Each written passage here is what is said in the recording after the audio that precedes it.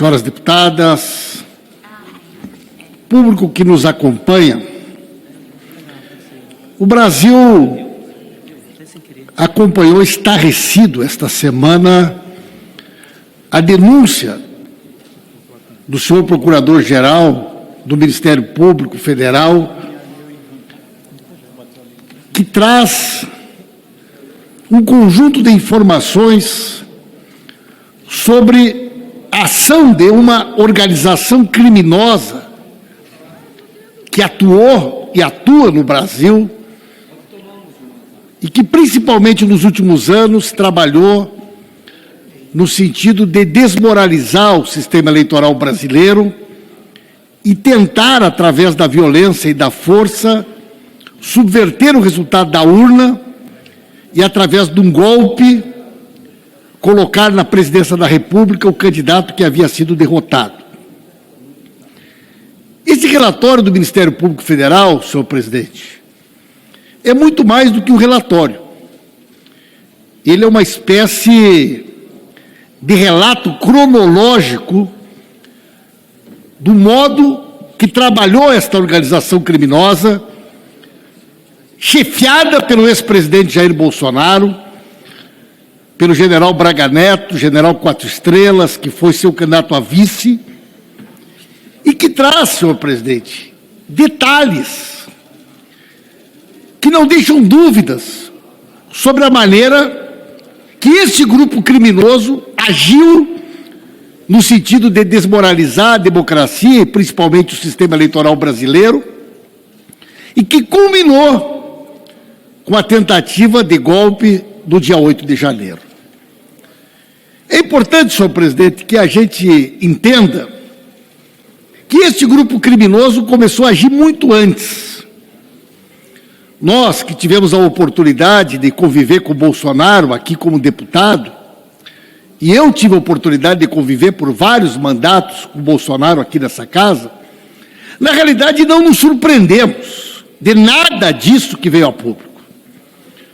Bolsonaro é uma figura que tem um histórico, uma figura que foi corrida do Exército Brasileiro, saiu pelas portas do fundo dos quartéis para não ser expulso do Exército, que construiu uma trajetória do Rio de Janeiro com relações muito próximas com o crime organizado, com as milícias. Basta uma análise dos colégios eleitorais que historicamente elegeram o Bolsonaro e os filhos dele, que nós vamos ver que a votação dele sempre veio das áreas comandadas pelo crime organizado e pela milícia.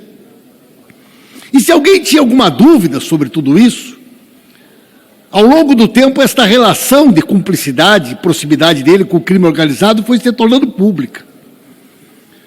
Muitas pessoas sabem que o principal nome do escritório do crime, o braço armado da milícia do Rio de Janeiro, Adriano da Nóbrega, tinha a mulher e a mãe nomeadas no gabinete do Flávio Bolsonaro na Assembleia Legislativa. Não iam trabalhar, nunca foram na LERJ. Mas as duas, a mãe e a esposa do capitão Adriano da Nóbrega, o chefe do escritório do crime da milícia do Rio de Janeiro, trabalhavam no gabinete do Flávio Bolsonaro na LERJ. E mais do que isso, as relações de intimidade do Adriano da Nóbrega com o Queiroz, que era uma espécie de PC Farias da família Bolsonaro. O Queiroz era o PC Farias da família Bolsonaro, e também com o próprio Bolsonaro, colegas. O Adriano da Nóbrega estava preso quando recebeu uma medalha da Assembleia Legislativa do Estado do Rio Grande do Sul e recebeu a medalha do Bolsonaro, do Flávio Bolsonaro, na cadeia. Esse nome é por demais conhecido. Qualquer pessoa que conhece um pouco da realidade do crime organizado e da milícia do Rio de Janeiro sabe quem é Adriano da Nóbrega. Mas o mais grave do que isso, a mãe e a esposa depositavam dinheiro na conta do Queiroz.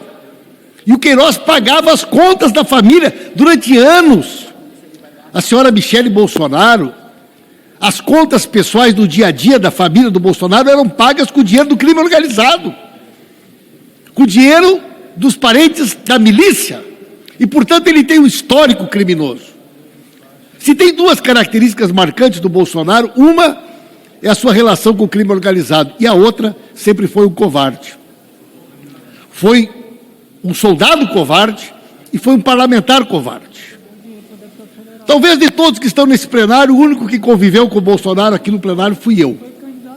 Eu nunca vi o Bolsonaro discutir com um homem. O Bolsonaro ele era covarde e prevalecido com as deputadas mulheres. Eu nunca vi o Bolsonaro discutir com um jornalista homem. Normalmente ele intimidava com a violência, junto com os capangas que acompanhavam ele pelos corredores, as jornalistas mulheres. Ele sempre foi um covarde dentro deste plenário, covarde com as deputadas, covarde com as jornalistas, e uma característica da trajetória do Bolsonaro sempre foi a covardia. Portanto, senhor presidente, nada que veio nesse relatório nos surpreende. Todos nós sabemos o medo que o Bolsonaro e os filhos tinham da derrota. Porque sabiam que após a derrota os seus crimes seriam investigados como estão sendo. E essa denúncia do Ministério Público Federal, e a própria denúncia diz isso, é a primeira de 5, portanto virão mais 4 denúncias, que trarão a público detalhes da ação dessa organização, que envolve não só crimes contra a democracia, mas também crimes comuns, como a questão da venda das joias, o fraude dos cartões da vacina e tantos outros crimes realizados por esta organização chefiada pelo Bolsonaro durante esse período triste para a vida do povo brasileiro em que ele esteve à frente da presidência da República. Nós vamos assistir agora uma grande tentativa por parte desta organização criminosa de criar um ambiente de vitimização para os criminosos. Isso não é novo. Os covardes sempre agiram assim. Aliás, é curioso porque, mesmo da doutrina militar, os líderes sempre ficam à frente das tropas nos momentos mais delicados. O Bolsonaro aqui fugiu e se escondeu nos Estados Unidos para assistir de camarote o 8 de janeiro. Enquanto os seus soldados eram presos, ele estava lá, escondido em Miami, nos Estados Unidos, em Orlando, usufruindo do dinheiro roubado, da venda das joias e de outras operações criminosas que sustentaram a presença dele nos Estados Unidos durante aquele período da primeira fuga, né? Mas todos nós sabemos que a campanha para a desmoralização do sistema eleitoral brasileiro, a campanha para a desmoralização das urnas eletrônicas, ela começa muito antes.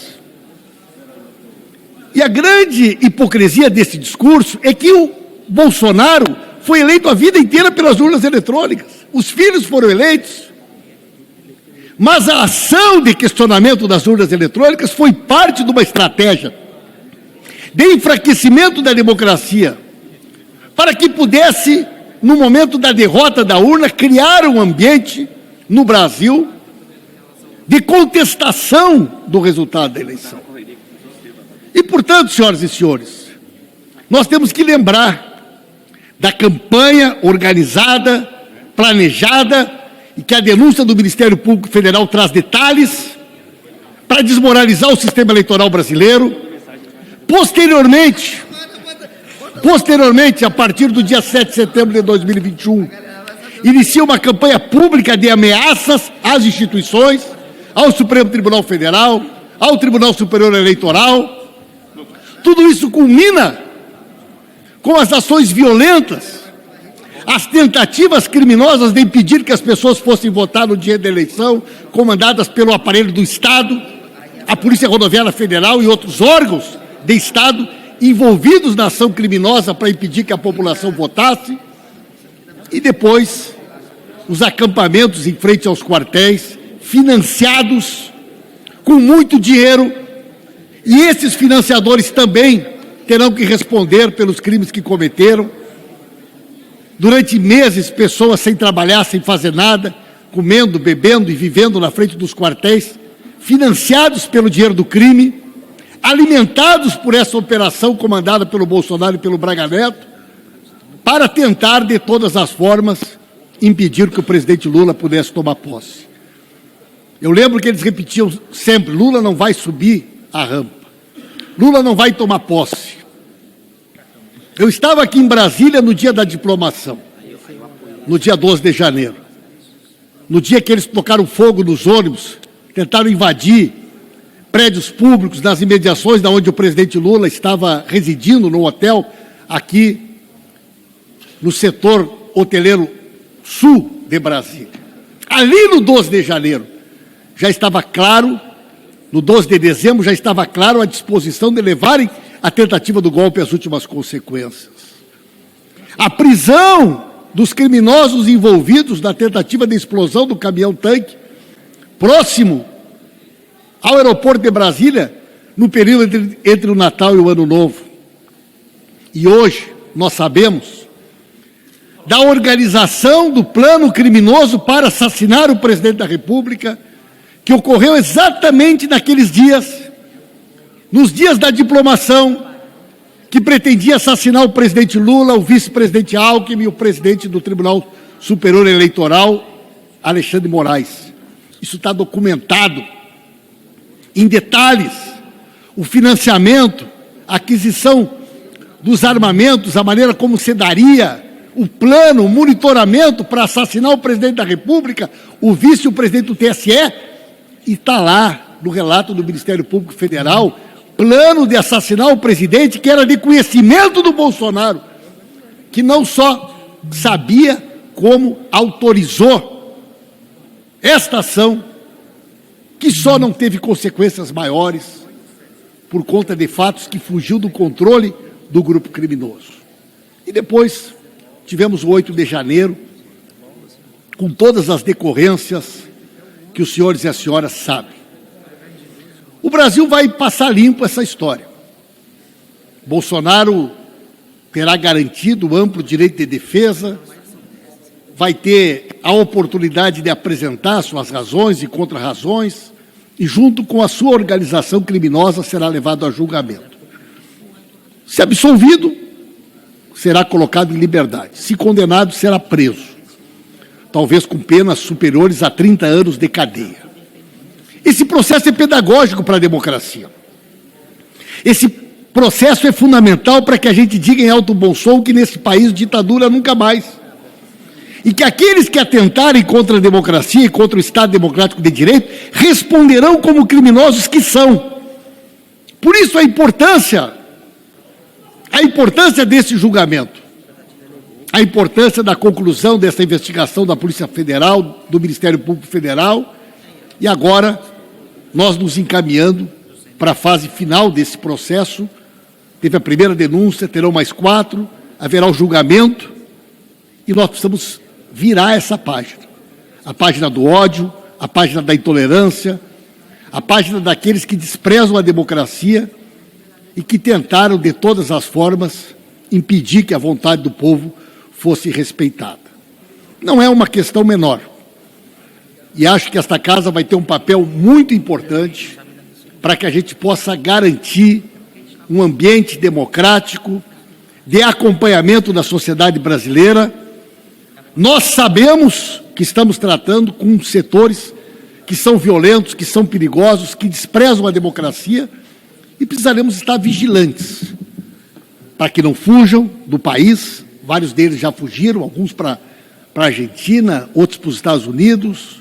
Eu, sinceramente, acho que há o risco real da fuga do Bolsonaro, até pelo seu histórico covarde que sempre teve.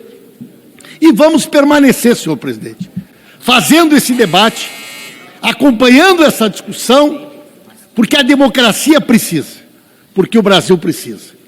Portanto, esta é a minha mensagem de certeza de que nós estamos no caminho certo, e a defesa da democracia hoje é um desafio que extrapola os partidos políticos e é um imperativo categórico para todos aqueles que, junto conosco, querem construir um Brasil melhor, um país mais justo, soberano, sob a coordenação do presidente Lula, para que a gente possa crescer, gerar empregos, criar oportunidades e oferecer para o nosso povo uma vida melhor.